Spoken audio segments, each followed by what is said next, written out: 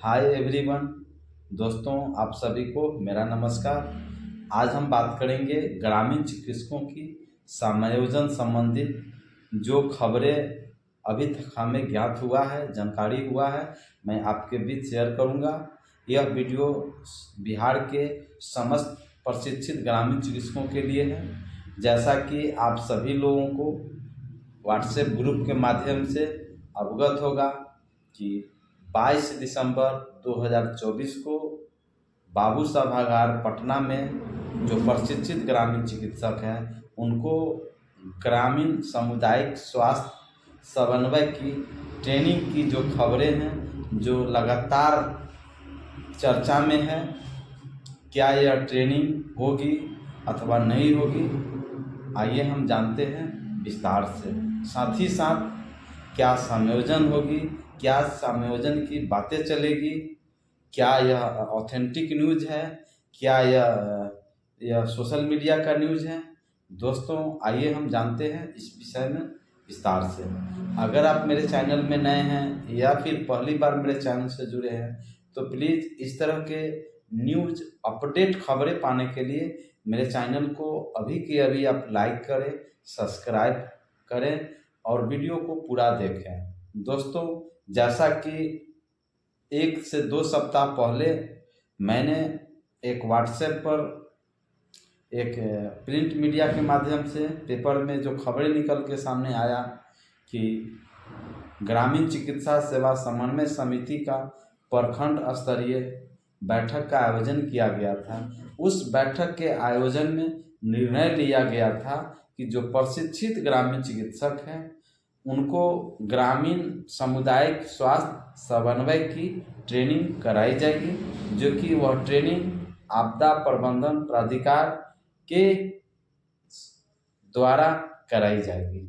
और ट्रेनिंग कराने के उपरांत क्या आगे का कार्यक्रम होगी, क्या आगे समायोजन होगी, इस पर ऐसा कुछ भी खबरें निकल के सामने नहीं आया। पिछले वीडियो में मैंने जदयू चिकित्सा प्रकोष्ठ के प्रदेश अध्यक्ष सह परामर्शदात्री ग्रामीण चिकित्सकों की जो हितैषी डॉक्टर एलवी सर से मैंने मांग किया था कि हम लोगों को भी इस लाइव आवे और जो 22 दिसंबर 2024 के जो कार्यक्रम रखा गया है उस पर प्रस्तुत करें और हम लोगों को इस मार्गदर्शन दें और जो वास्तविकताएं हैं उस पर हम लोगों को प्रकाश डालें।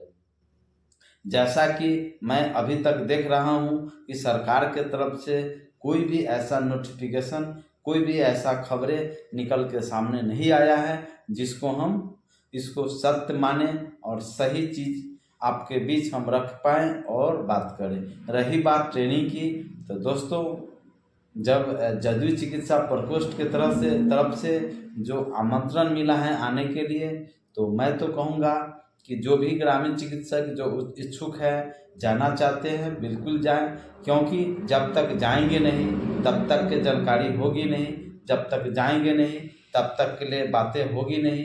तो निश्चित ही यह मौका है, डॉक्टर एलवी सर अगर आते हैं हम लोगों के बीच मार्गदर्शन देते हैं तो हम लोगों को आवाज़ उठाने की ज़रूरत है, हम सभी लोगों की मांग रखने की ज़रूरत है समायोजन के लिए, क्योंकि आने वाला विधानसभा 2025 है। मुझे लगता है कि यह चुनावी प्रोगंडा है, भीड़ जुटाने की यह साजिश है, जैसा कि हमें प्रतीत हो रहा है। लेकिन कोई भी बात ज़्यादा बोलना जल्दीबाजी होगी, इसलिए हम सभी ग्रामीण चिकित्सकों को पहुंचना चाहिए जो प्रशिक्षित है, चाहे वो फर्स्ट बैच हो या फिर सेकेंड बैच हो, क्योंकि इसमें जो कि पेपर के माध्यम से जो खबरें निकल के आया था उसमें सिर्फ और सिर्फ प्रशिक्षित की चर्चाएं की गई थी।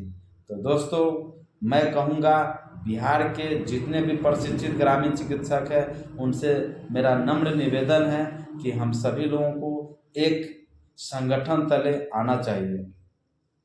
उस संगठन के अभी जो बिहार में जितने भी संगठन हैं, चाहे वो ग्रामीण चिकित्सक एसोसिएशन हो, ग्रामीण चिकित्सक मंच हो, स्वतंत्र ग्रामीण चिकित्सक हो, ग्रामीण चिकित्सक अधिकार मंच हो, या फिर अन्य जो भी संगठन हैं, सभी संगठनों जो भी कार्य कर रही हैं वह रियली में काबिले तारीफ है।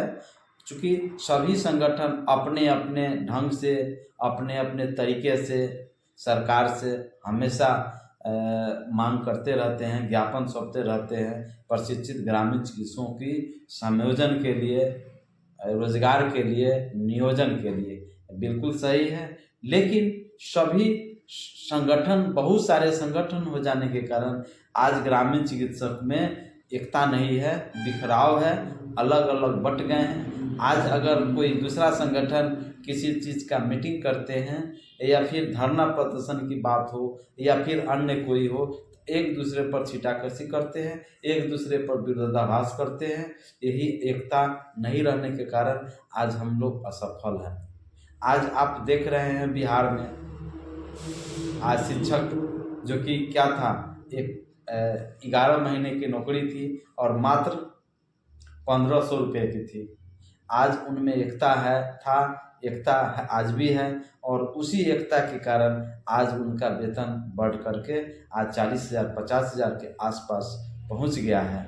और ये जो संगठन है जिसका नेतृत्व करता एक है, जिसके वजह से वो लड़ाई जीतते हैं। आज हम लोग अनेक संगठनों में बटे हुए हैं, यही परेशानी का मुख्य रीजन है, मुख्य कारण है। दोस्तों, आप देखे हैं कि चाहे जो भी संगठन रहे, सभी संगठनों ने अपने अपने तरीके से, जब लोकसभा चुनाव था, उस लोकसभा चुनाव में माननीय मुख्यमंत्री नीतीश बाबू का एक समाधान यात्रा कार्यक्रम का आयोजन किया गया था। उसमें 38 जिला में माननीय मुख्यमंत्री नीतीश कुमार आम जनता से रूबरू हुए और समस्याओं को समाधान के लिए उनका समाधान यात्रा था। लेकिन पता न समाधान हुआ अथवा नहीं हुआ, मुझे नहीं लगता है कि समाधान हुआ होगा। और बिहार के लगभग 38 जिला में सभी संगठनों के माध्यम से, सभी ग्रामीण चिकित्सकों के माध्यम से मुख्यमंत्री नीतीश बाबू को ज्ञापन सौंपा गया, उनके अधिकारी को मांग पत्र सौंपा गया, लेकिन उनका कोई भी स्टेटमेंट, कोई भी बयान नहीं आया। यह ग्रामीण चिकित्सकों में रोष है और चिंता का विषय है। तो दोस्तों, जब ग्रामीण चिकित्सकों को ट्रेनिंग करा करके छोड़ दिया गया, उनको बेरोजगार बनाया गया और उनको न लाइसेंस इशू किया गया प्रैक्टिस के लिए और न ही उनको रोजगार मुहैया कराया गया, यह तो फिर ट्रेनिंग किस काम का?